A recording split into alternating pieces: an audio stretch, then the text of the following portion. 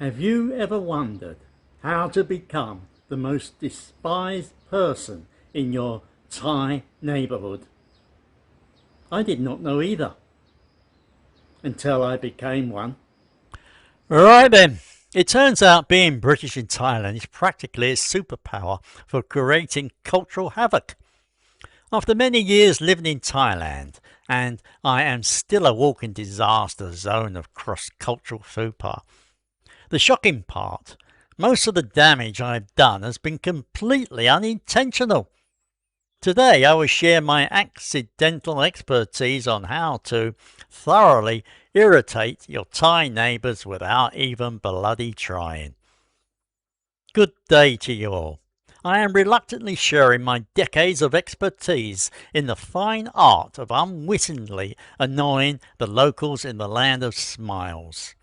I say reluctantly because, frankly, much of this knowledge was acquired through painful personal experience rather than scholarly pursuit.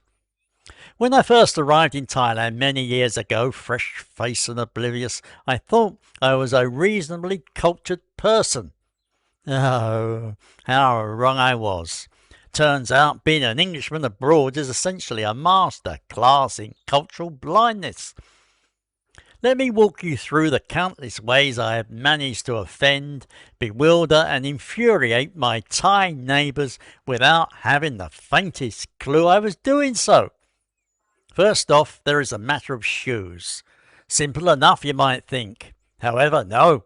In England, we wear shoes indoors because our weather is perpetually ghastly. Here in Thailand, wearing shoes inside someone's home is akin to tracking dog muck across their grandmother's antique Persian rug.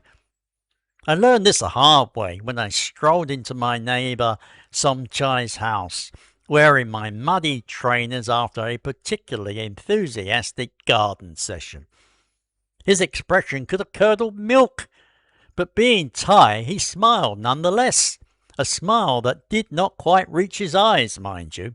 I only realised my transgression 2 years later, when somebody finally told me. 2 years! The poor man probably thought I was deliberately disrespecting his home all that time. Then there is the matter of the head. We Brits love a good pat on the head, do we not? A universal sign of affection and approval. It is not in Thailand.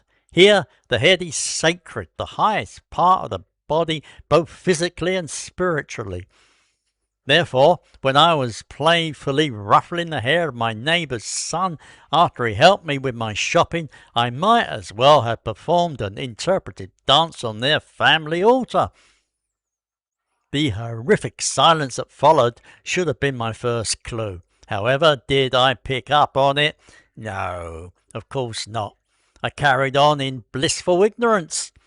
Besides, speaking of high and low, pointing your feet at someone or at Buddha images is deeply offensive. The feet are considered the lowest, dirtiest part of the body. So there I was, sprawled on my friend's floor during a housewarming party, feet pointing directly at a beautiful Buddha statue, wondering why everyone kept giving me the sideways glances. Was it my socks? Had I spilled something? No, I was just casually committing a cultural felony while munching on spring rolls. Now, let's talk about volume. We British are not exactly known for being the quietest bunch, especially after a pint or two. In Thailand, raising your voice in public is seen as losing control, a sign of poor breeding. Therefore, my animated discussions about the dismal performance of Manchester United with fellow expats at the local cafe were essentially announcing to the entire neighbourhood that I was raised in a barn. My Thai neighbours would visibly wince, their smiles tightening with each decibel I added to my impassioned football analysis. Oh, and the Thai smile, that beautiful enigmatic smile that can mean absolutely anything from I am delighted to see you too. I am contemplating your slow and painful demise. In Britain, a smile generally means someone is pleased. Here, it is a complex social tool with more nuances than the English weather has variations of rain. My neighbour Annoy smiled brilliantly at me when I accidentally reversed into her garden wall. I thought she was being wonderfully understanding. Turns out she was furious, and that smile was her way of maintaining social harmony while internally adding my name to some sort of neighbourhood blacklist. Then there is the matter of food. Thai people take immense pride in their cuisine, and rightly so. Nevertheless, being British, I have been conditioned to drown everything in sauce. The first time I reached for the condiments before tasting my neighbour's lovingly prepared tom yum soup was also the last time I was invited to a house for dinner. Apparently, adding sauce before tasting implies the food needs improvement. Who knew? Not this clueless Englishman, clearly. Besides, let us not forget the complex hierarchy of social status in Thailand. Age, profession, family background, education, all these factors determine how you should interact with someone. In Britain, I would happily chat with anyone regardless of his or her station in life. Here, addressing the village elder with the same casual tone I would use with a local shop boy caused such palpable discomfort that I swear I could feel my social standard dropping like a stone in water. However, wait! Before you think I'm just a culturally insensitive oaf, let me assure you that I have made genuine efforts to adapt. I have learned some Thai, studied their customs, and even tried to master the appropriate wa, that graceful Thai greeting where you press your palms together and bow slightly. The height of your hands and depth of your bow vary depending on the person's status. Simple, right? Except I once gave the equivalent of a royal wa to the postal worker, which is rather like curtsying to the bloke who delivers your Amazon packages. He looked both flattered and deeply confused. Time perception is another fascinating cultural difference.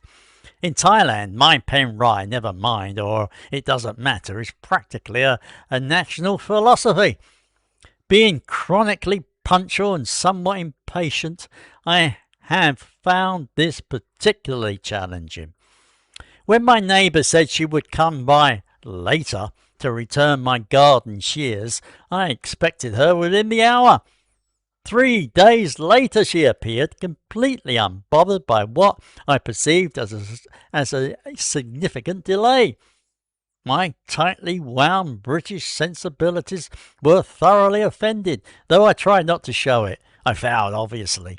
My false smile probably looked more like a grimace of pain. Personal space is another concept with vastly different interpretations. Thai people are comfortable with much closer physical proximity than the average Brit. My first time on a Bangkok bus was a revelation. People pressed against me from all sides without the slightest hint of discomfort. Meanwhile, I was having a silent panic attack, longing for the sacred British buffer zone of at least 3 feet between strangers. My rigid posture and wide-eyed expression must have marked me as a foreigner more effectively than any passport could.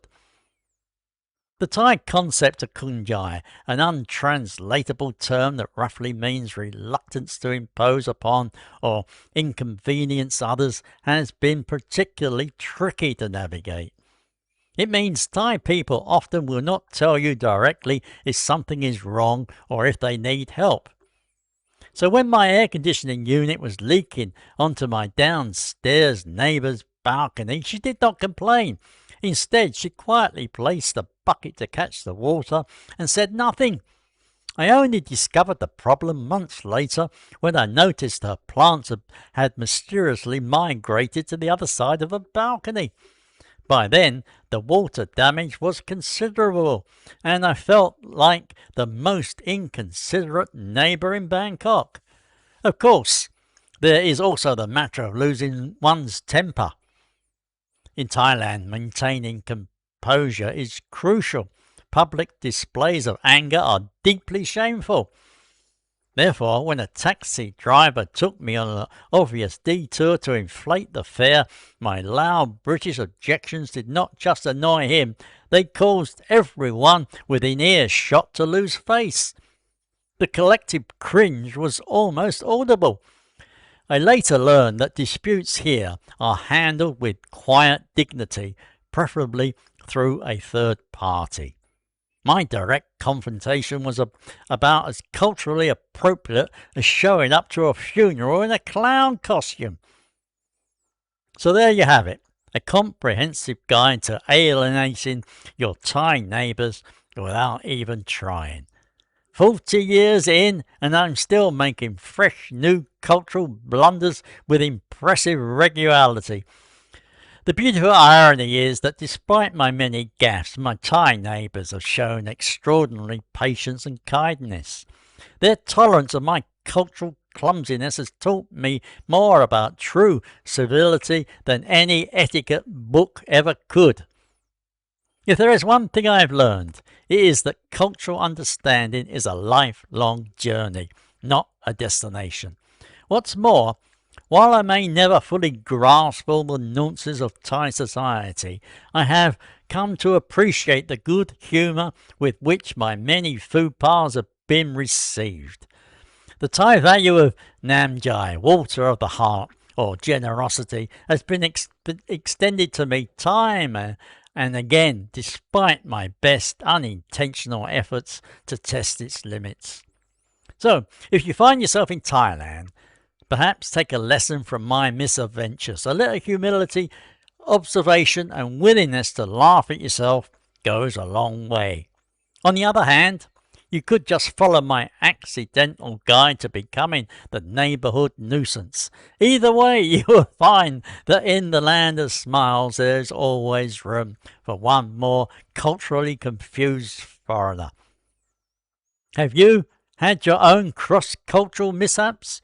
Share them in the comments below. Besides, if you're planning a trip to Thailand, for heaven's sake, subscribe to this channel.